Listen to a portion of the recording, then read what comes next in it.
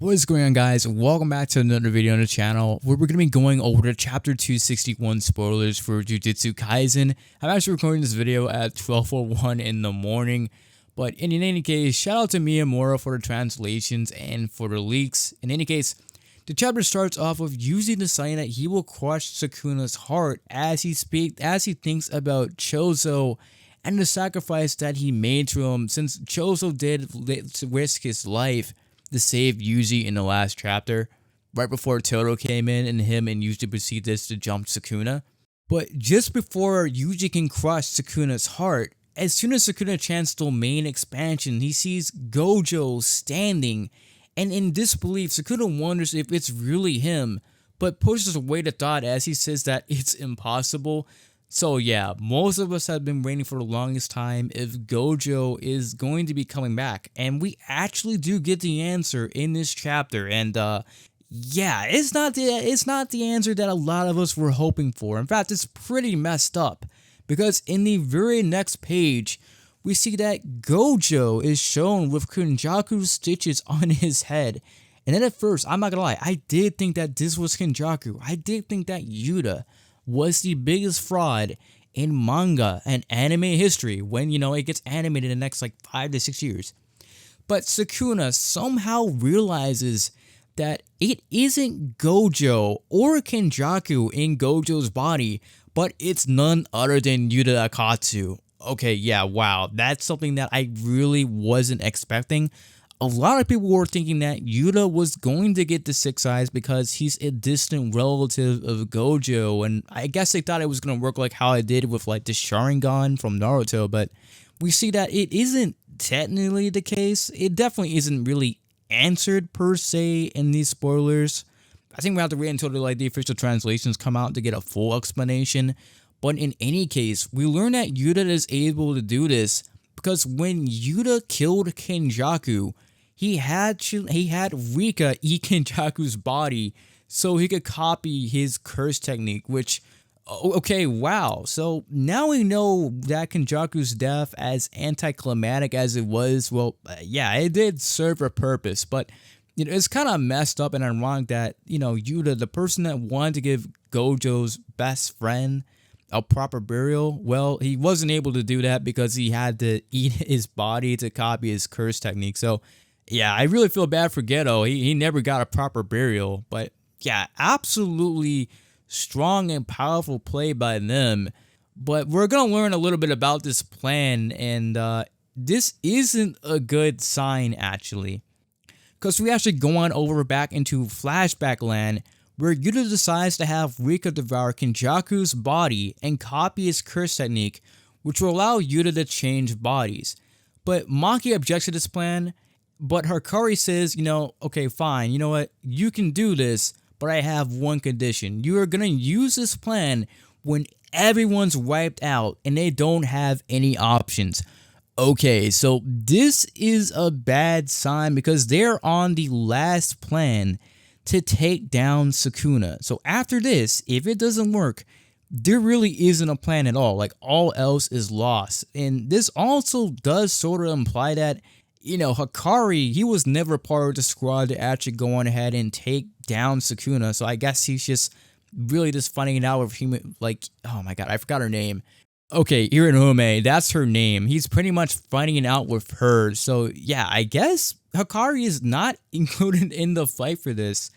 But this isn't good because it almost does sort of imply that, Maki and a lot of the other main cast are pretty much dead. And yeah, we know this to be the case because Higuruma died, Shoso literally got cooked, and then all we have now is Todo and Yuji going against Sukuna, which, again, they were actually successfully being able to do. I mean, the original duo were successfully jumping Sukuna, but yeah. Kusakabe asks, okay, well, why can't we just copy Gojo's limitless technique? And Shoko basically explains, you can't use the limitless without the 6 eyes. And then Kusakabe is like, okay, well, then just copy the 6 eyes. And Shoko explains to him, well, this 6 eye is part of Gojo's physical body. It's not a curse technique, so he can't copy it. So yeah, if you guys don't remember, the Gojo clan is one of the sorcerer clans that are blessed with the 6 eyes, which are like these magical set of eyes that can instantly read cursed energy and can see very, very well, kind of like the Sharingan, only without, the Genjutsu. But the downside with the six eyes is there can only be one six eyes user out of, well, the world at one time. There can only be one in the world at one time. And we also pretty much learned that Yuta can't actually use the six eyes even though he's in Gojo's body. So yeah, for anyone that was wondering, well, why couldn't they just transfer the six eyes over to Yuta since he's a distant relative? That's because, although it's not really said, it's sort of explained that the six eyes are probably tied to the soul of the user. So when Gojo actually did die, which it is pretty much confirmed in this chapter, yeah, he did die in chapter 236. So yeah, he went south. Well, you can't go on ahead and use the six eyes since it's just tied to the user, which, it does kind of explain why someone like Kenjaku, he didn't try to go after someone with the six eyes. That actually does explain a lot now that I think about it. In any case, Monkey asks, since Yuta can use copy the curse technique for only 5 minutes, what would happen to him later? And Yuta says that he doesn't know, but maybe explains the pros and cons of Yuta copying Kenjaku's curse technique that I'm going to be listing here. And basically what it ultimately comes down to is if Yuta switches on over with Kenjaku, switches on over to Gojo's body using Kenjaku's curse technique, he would either live in Gojo's body forever or he would pretty much die. So yeah, I mean, as you can see, literally only one of the options are where, he can pretty much keep on using the curse technique past the 5 minutes, but essentially it almost possibly means he would stay in Gojo's body for the rest of his life, which really would suck. And as we see later on in the spoilers, might actually be the only option that Yuta does have. But in any case, we switch on over to Yuta explaining that, okay, he knows that this is going to be a last resort, so, first he'll try to go on ahead and fight Sukuna with his own domain, and if he can't win, he'll accept Gojo's body, which is really fucked up because even when Gojo was alive and now that he's dead, he was just treated solely as a weapon, which is really, really, really cruel, but it really does show to us that, yeah, even to the people that cared about Gojo the most, yeah, they pretty much did view him as a weapon, and yeah, Gojo was never probably able to have an actual good relationship with them, which, yeah, it does suck. It does suck. Like, yeah, sure, we know they care, but, well, yeah. In any case, Kusakabe says it's a good plan, but it's just not humane. And Yuta's like, oh, what do you mean it's not humane? We're about to fight the history's strongest Jujutsu sorcerer. If we can win just by throwing away our humanity, we shouldn't even have to argue about this. And yeah, I'm not gonna lie, I actually agree with what Yuta is saying in this, because especially with them even making plans to save Megumi, which is, it's just really, really, really ridiculous when you really stop and think about it. I mean, let's be real here, and this might just be a little bit of cope, but I honestly think if Gojo didn't care about Megumi, he wouldn't went all out, and I feel like the fight would have went a whole lot differently. And even now, later on, yeah, the fight would have went down a lot differently compared to how it actually has gone so far. I mean, let's be real here. The fact that they even thought about saving Megumi this entire time, opposed to saving the world, I always thought was a little bit ridiculous. So I'm actually glad that Yuta is actually saying this in this moment. And Yuta asks if everyone's afraid of becoming some monster to fight Sukuna, and Maki rebukes Yuta by saying that everyone is just concerned about him. And Yuta says, well, what about Gojo Sensei? Is he not important? Have we been all pushing all the burns of him becoming a monster onto Gojo Sensei alone? If Gojo Sensei is gone, then who will be the monster? If no one intends to become one, then I will. Which, yeah, I mean, Yuta's making like a lot of good points, bro. Like, low-key, man, Yuta, 1000 IQ. Because let's be real here, if you're gonna be fighting someone as selfish as Sukuna, yeah, you gotta be a little bit of a selfish and just a bit of a bastard yourself. Because we kind of seen throughout the series, the people that aren't selfish, that aren't going for the power, you pretty much always get punished. Like, the only person that I can honestly say wasn't punished for that I can realistically think of so far has been Yuji. I mean, Yuji is still alive and he's still suffering, but I mean, yeah, at least he's still alive. Everyone else that tried is pretty much dead. The screen switches over to Yuta, who tells Gojo that he will be taking over his body if he dies, and we see that Shoko is actually okay with this, which is absolutely ridiculous, and it really did make me laugh. And Gojo's like, well, thanks, buddy, but I don't intend on losing, which, yeah, I guess it kind of does show us that Gojo was very confident that he could win, but, obviously, it didn't go down that way. And Yuta and Gojo talks about if Yuta is a descendant of the Fujiwara or the Sukuna clan. Now, this was something that was brought up in Jujutsu Kaisen 0, where we learned a little bit about Yuta's lineage and overall his family, where we learned that him and Gojo are distant relatives. But later on, I think it was said by someone during the calling games that Yuta fought against that, he was from the Fujiwara clan, which apparently is separate from the Sukuna clan.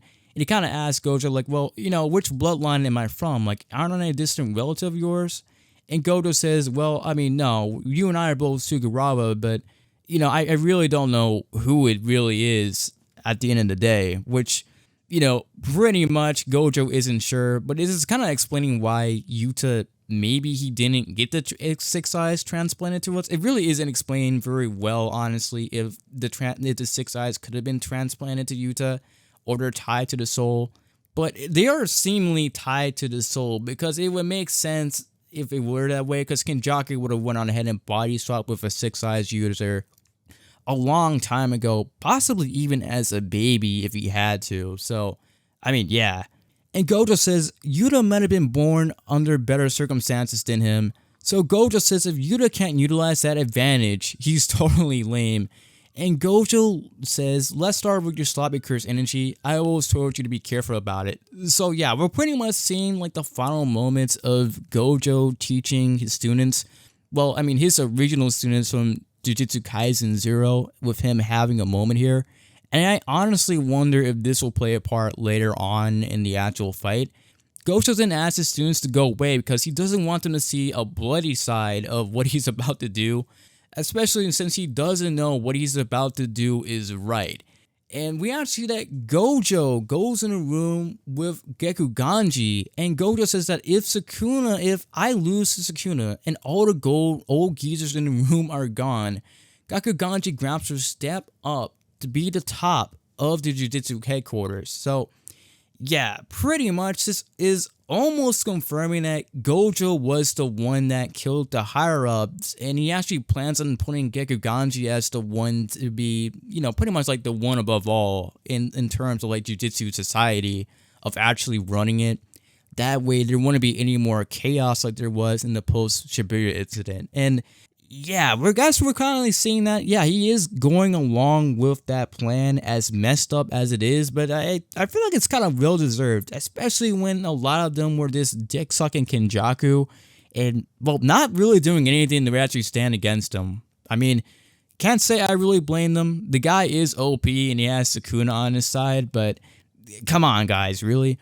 But Gojo's students step up, and they actually see him, and Yuta's like, please Gojo-sensei, let us help you, man. You don't have to try and become a monster by himself. But Gojo just looks at them and just says, that's something that I can't do. I have to take on this burden by myself. And he actually thinks about Geto in this moment, and he says, at that moment, I was left behind, and I have to catch up to him. So, yeah, apparently having Geto leave Gojo is still affecting him all these years later after Gojo killed him in JJK 0, but I'm actually kind of wondering in this moment if in the end he thought that, maybe Geto was right. Even with the way that he was trying to just fix the world wasn't correct, I'm wondering if he thought that if he went with Geto, maybe he could have changed his mind and they could have just done it a different way. The screen switches to Amai, Yuji's friend, and also Todo's friend, explaining his curse technique that he can amplify the sugar with himself in the output in some kind of way. And Shoko puts Amai in the medical team with Nita as support by having him supply their brain some sugar using his curse technique. So yeah, we're basically pretty much getting the setup for the medical team that's going to be performing the surgery on Yuta and, well, Gojo's corpse. Which, of course, the scene switches over again to Yuta, who is cut in half due to Sukuna slash and has been rushed to the medical ward. And Arata uses curse technique to avoid Yuta's wounds from getting worse. But, well, it might just be too late. So yeah, like teacher, like student, they both basically went down the same way as the world cutting slash. So I suppose Yuta had a lot better luck because it just didn't kill him immediately, but we learned that the only reason why Yuta is still conscious is because of Rika. So this does kind of confirm that, yeah, even if Yuta wasn't able to swap bodies with Gojo, he was probably dead anyway. Yuta says he's conscious thanks to Rika, but he's starting to reach his limit, and Shoko tells Yuta that he's already set up Gojo's corpse, so once Yuta switches, he has to activate RCT at maximum output to complete the body. So yeah, there we go guys. After all the theories and after all the months of speculation, Gojo is pretty much dead, which is kind of sad to see, and even Yuta himself is also probably dead himself. I mean, we see that his body is all banged up, and he did literally get sliced in half.